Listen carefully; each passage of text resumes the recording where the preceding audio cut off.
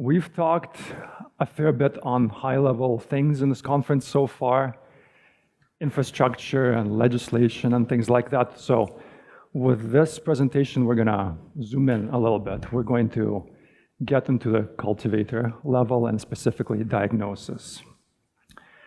And as I've said at morning time, a little bit of a disclaimer. Anyone who has seen any AI presentation, they kind of tend to go two ways, right? And one is you have like a super slick tech bro who's gonna call it innovation, that they wrapped some foundation model and they're selling you the dream. And the type two is like an autistic researcher who gets absolutely lost explaining hyperparameters and like data points and everything else and completely bores you to death. And I'm definitely number two. So I'm gonna try my best to be on point here and not to get completely lost. So let's talk about what's missing in every grow room. We have a kind of a wonderful situation in the modern day. We have sensors everywhere compared to something like 20 or 30 years. Growing cannabis is an entirely different level. We have pH, CO2, humidity, light cycles, everything. All of these sensors, all of it runs on a schedule. Most rooms even have a camera pointed at the plants, but those plants just record. They don't actually look the way a human looks. And so how do you detect issues? The main way is by having a human still walk around and look at it and make a diagnosis. But that is not automation. That's a kind of a walking bottleneck. We are not lacking data anymore. We're past that. We are lacking eyes that think. And so the goal of PlantLab is not to replace cultivators, it's to instead give them superpowers. PlantLab is akin to a pair of eyes that remembers everything, never sleeps, and can watch 10,000 plants at once. And to kind of give you an idea of how this whole thing works, can start on a slightly higher level. This is how it looks when the PlantLab is in the picture. You have your camera taking a photo of the plant every so often on a certain interval.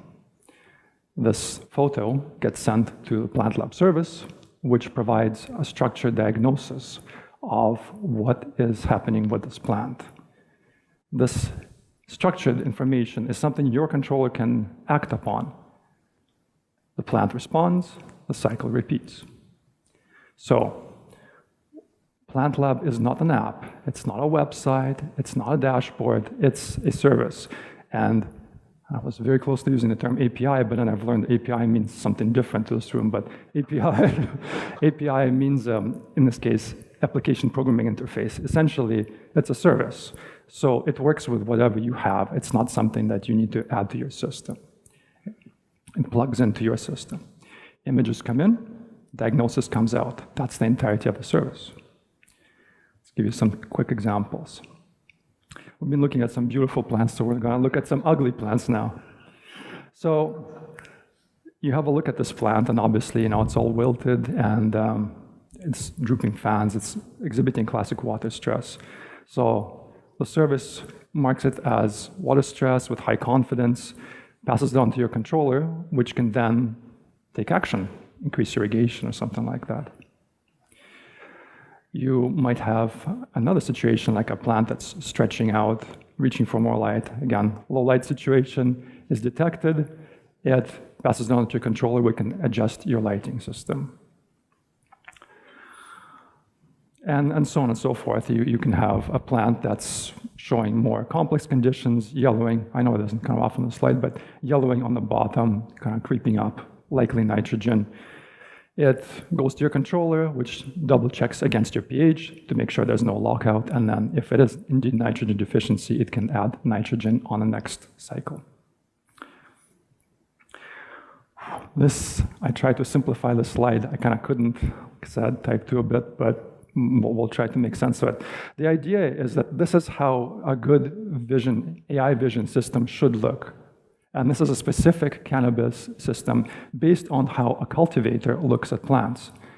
It if you observe how a cultivator goes about his day or her day, they kind of have three modes. First is like a quick walkthrough, a quick glance. It's kind of like, is this cannabis I'm looking at, or is it a fern or something like that? And if it's fine, then you move on. It's next, next, next. That's the quick glance. Next is similar quick glance, but now with just a little bit more longitudinal understanding. Like this plant's leaves are starting to fill out, or this should be switching to flowering mode at this point. Why isn't it? And then finally, when you encounter an issue, that's when you zoom in, right? You have, say, an off color, yellowing or leaf curling or something like that. And that's when you start turning leaves upside down and you kind of look at the soil, you start checking what you've been feeding it, and so on and so on. You start to get into the investigation. And so PlantLab is that formalized thinking, hierarchical decision-making across the models. So not one model, but a cascading series of models which decide if there's an issue, and if so, what issue is it? And yeah, I was gonna show some architectural diagrams, but moving on. I looked at a bunch of diagnostic tools and services on the market before I got around to creating, formalizing PlantLab. And I found all of them, without exception, fell into one or more of these four categories. The primary one that appeared almost everywhere is essentially a wrap around the foundation model. So somebody says, yeah, I'll take your photograph, wrap it around with a little prompt, send it to ChatGPT, Gemini, Claude, you name it. And what you get back is a paragraph on what's wrong with your plant. Worse yet, you send that same picture again, and you get a slightly different paragraph. That's kind of like a magic 8-ball with good grammar, right? That's not the diagnosis tool. Doesn't work. And your photos have now gone off to some server that you don't control, and you're not entirely sure what will happen to it. Another pattern that emerged often was old tech and lab data, where someone takes a small number of pictures and in a lab condition, beautifully lit, organized, clean, and trains it on that set. The problem is that this model is completely incapable of detecting actual conditions where you have bad lighting, purple cast from your lights perhaps, or blurry, or perspective from underneath rather than from above. And so it starts misdiagnosing healthy plants as sick. Pattern 3, no thinking or wrong direction. So very trivial pattern recognition where somebody trained one flat model and it's trying to do the entire job in one go. Very hard task. And as a result, some of these diagnosis tool makers have accommodated for it by asking the user, you, up front, to tell them what you think is wrong with the plant. But that's rather backwards if you think about it. That's not diagnosis.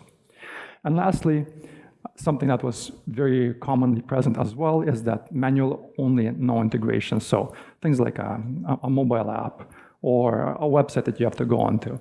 It doesn't lend itself to easy integration with whatever systems you might have in your greenhouse. And of course, likewise, no ability to do on-premise deployments and things like that.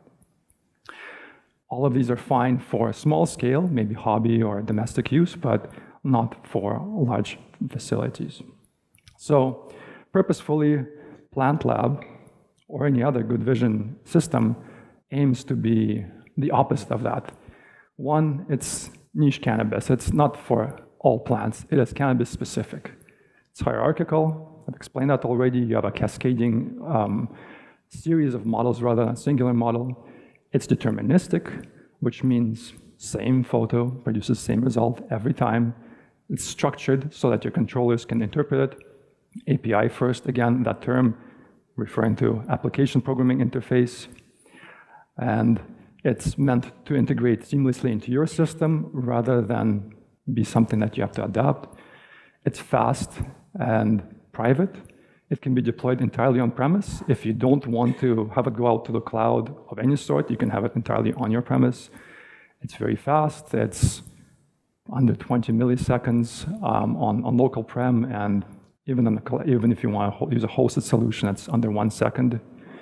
And because it's a system that's kind of works in the background, it allows you to extend it so you can integrate it with other things like sensor fusion, the ability to not just rely on this component for vision, but also take your other data points, be they pH or humidity, temperature, and import it into this analysis to give you an even more accurate picture.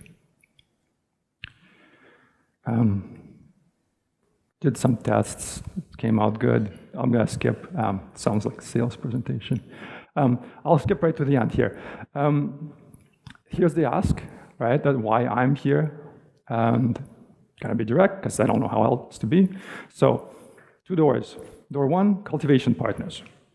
If you are a cultivator, if you run grow operations, I'm interested in your messy photos, real rooms, real problems, real lighting, the whole thing, nothing doctored.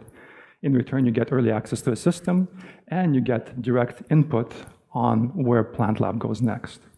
Essentially, we build a system that's most suitable to your use case. Door 2, hardware and platform integrations. If you're building controllers, sensors, cameras, grow management software, you name it. And yeah, this is a perfect opportunity because PlantLab is an API, images in, structures diagnostics out, fits well. And your system still gets to choose how to act. So this is a diagnosis. It's not making the decisions for you. Your controller decides how to do it.